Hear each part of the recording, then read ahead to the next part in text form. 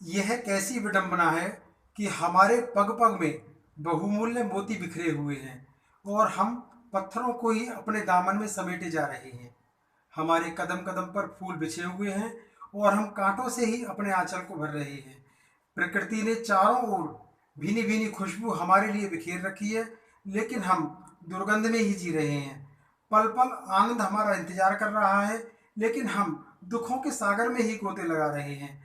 क्या यही है हमारे जीवन का लक्ष्य? क्या यही है हमारे जीवन का अंत? एक सुंदर सुखमय संसार हमारा इंतजार कर रहा है, फिर क्यों नहीं हम उधर कदम बढ़ाते? इसी क्षण से ही हम अपने नए जीवन की शुरुआत कर सकते हैं। इसी पल से ही हम अपने वर्तमान और भविष्य को संवार सकते हैं।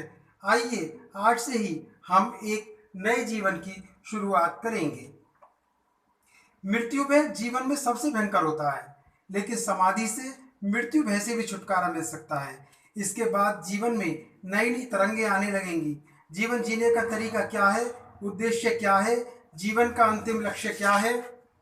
वस्तुतः हम जीवन जी रहे हैं, लेकिन जीने की कला क्या है यह हम नहीं जानते। हम आनंद चाहते हैं, लेकिन हम यह नहीं जानते कि आनंद कैसे प्राप्त होता है। जब तक हमारे जीवन में शांति नहीं है, तब तक सुख नहीं है, और जब तक सुख नहीं है, तब तक आनंद नहीं है, तथा जब तक आनंद नहीं, तब तक महाआनंद नहीं, और जब तक महाआनंद नहीं, तब तक परमानंद अर्थात मोक्ष की प्राप्ति नहीं हो सकती। जीवन जीने का उद्देश्य आनंद है और जीवन का अंतिम लक्ष्य मोक्ष है, लेकिन हमें इसका पता ही नहीं है। हम असीम दुखों से घिरे हुए हैं, लेकिन हमें यह पता नहीं है कि असीम दुख हमें क्यों मिल रहे हैं। इसके लिए कौन उत्तरदायी है? इसके लिए कोई और उत्तरदायी नहीं है, केवल हम ही अपने दुखों के लिए स्वयं उत्तरदायी हैं। हमारी कामनाएं ही दुखों का कारण है। जिस प्रकार कामनाओं का अंत नहीं है, उसी प्रकार हमारे दुखों का भी अंत नहीं है। यदि हमारी कामनाओं का अंत हो जाएगा, तो हमारे दुखों का भी अंत हो जाएगा। अमीरों के पास सब कुछ होता है, लेकिन आनंद नहीं होता। हमें सतत आनंद किस प्रकार मिल सकता है? क्या यह आनंद रुपये पैसों से खरीदा जा सकता है? नहीं।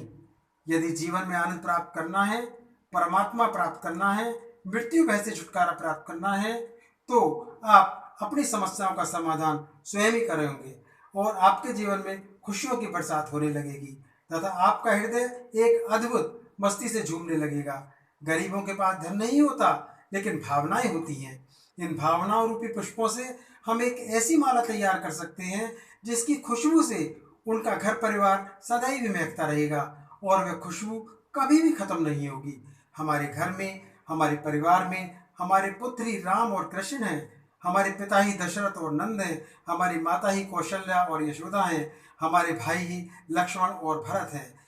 यदि यही भाव प्रत्येक घर परिवार में होगा, तो उसे बाहर मंदिरों में जाकर पूजा पाठ करने की आवश्यकता नहीं होगी। हमारा घर परिवार ही स्वर्ग बन जाएगा, जो कानन वन की भांति सदैव ही महकता रहेगा।